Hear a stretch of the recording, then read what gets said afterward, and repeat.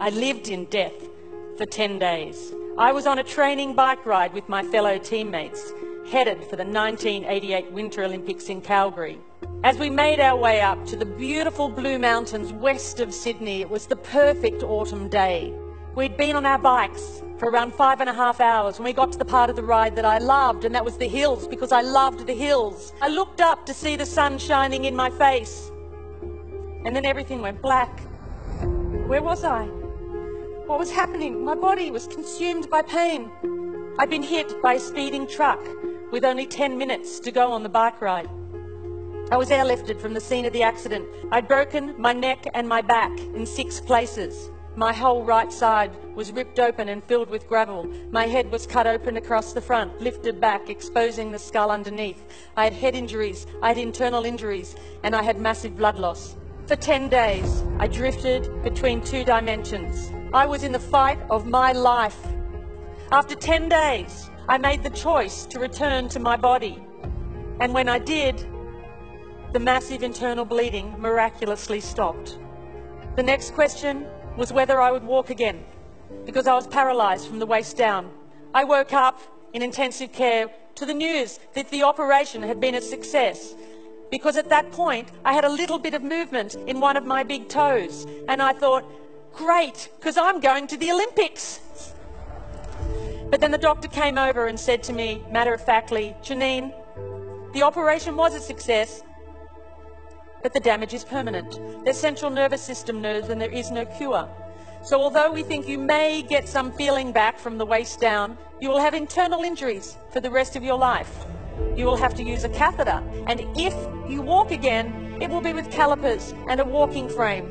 You're going to have to rethink everything you do in your life, because you are never going to be able to do the things you did before. I was an athlete. My body was everything. If I couldn't do that, if I wasn't that, then who was I? After almost 6 months, it was time to leave the spinal ward. I was in a wheelchair and a plaster body cast. All I wanted to do was to go home and get my life back and learn how to walk. But the head nurse at the hospital had said, Janine, I want you to be ready, because when you get home, something's going to happen. She said, you're going to get depressed. I said, not me, not Janine the machine. She said, it happens to everybody. I was in a wheelchair, a plaster body cast, attached to a catheter bottle. I had no feeling from the waist down. I wanted my life back. I wanted to put my running shoes on and run out the door. But I couldn't. And I got depressed. And there were days when I didn't want to get out of bed and days when I didn't get out of bed. And I can remember my mum sitting on the bed and we were both crying, and she said, I wonder if life will ever be good again. And I thought, how could it? Because I've lost everything that I valued. At home, sitting outside in my plaster body cast, an aeroplane flew over my house. And in that moment, my eyes and my mind were open. I stopped asking, why me? And I began to ask, why not me? And I looked up and I thought, well, that's it. If I can't walk, then I might as well fly. So weeks later, my mum and my friend Chris, they bought me a pair of baggy overalls and they drove me to the local airport, Bankstown Airport, and they carried me in. And I held onto the counter because I couldn't even stand on my own. I said, I'm here for my flying lesson. And they ran out the back to draw short straws. Oh my God. And this guy came out, Andrew. He said, hi, I'm going to take you flying. I said, great. So they put me in the car and they drove me down to the tarmac. And there on the tarmac was a red, white and blue airplane. I'd never seen anything so beautiful before. They lifted me up into the aircraft. They put me in the front seat. They did my seatbelt up. He got a clearance from the tower and he took off down the runway. And as the wheels lifted off the runway, I felt the most incredible sense of freedom. And then as we flew over the training area at Bankstown Airport, Andrew said to me, he said, right, you see those mountains over there? And I said, yes, as I looked towards the Blue Mountains west of Sydney, where my journey had begun. And he said, you take the controls and you head towards those mountains.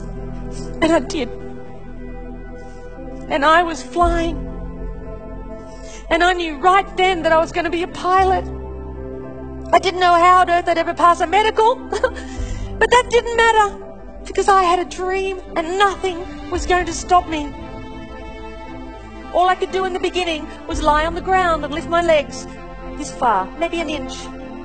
But it was better than nothing. And I practiced my walking as much as I could. And I went from the point of 2 people holding me up to 1 person holding me up, to the point where I could walk around the house holding onto the furniture as long as it wasn't too far apart. So while the doctors continued to put my body back together again, I went on with my theory study. And then amazingly, eventually, I passed my pilot's medical. And I had my bag of medication and catheters and my funny walk, and they would look at me and think, who is she kidding? She's never going to be able to do this. And sometimes I thought that too. That there was something inside of me that was burning so bright that said, don't stop. And eventually, I learned to fly. I went for my first solo, and I got my private pilot's license. And then I learned to navigate. I flew around Australia, and I got my unrestricted private pilot's license. And then I learned to fly in bad weather as well as fine weather, and I got my instrument rating. And then I got my commercial pilot's license. And then I got my instructor rating. And then I found myself at that same school where I'd gone for that very first flight, teaching other people how to fly. In just over 12 months after I'd left the spinal ward. I wasn't meant to live, I wasn't meant to walk, and I wasn't meant to fly. Our bodies may be limited, but it's our spirit that's unstoppable. I now know that it wasn't until I let go of who I thought I was that I had the freedom to create something completely new for my life.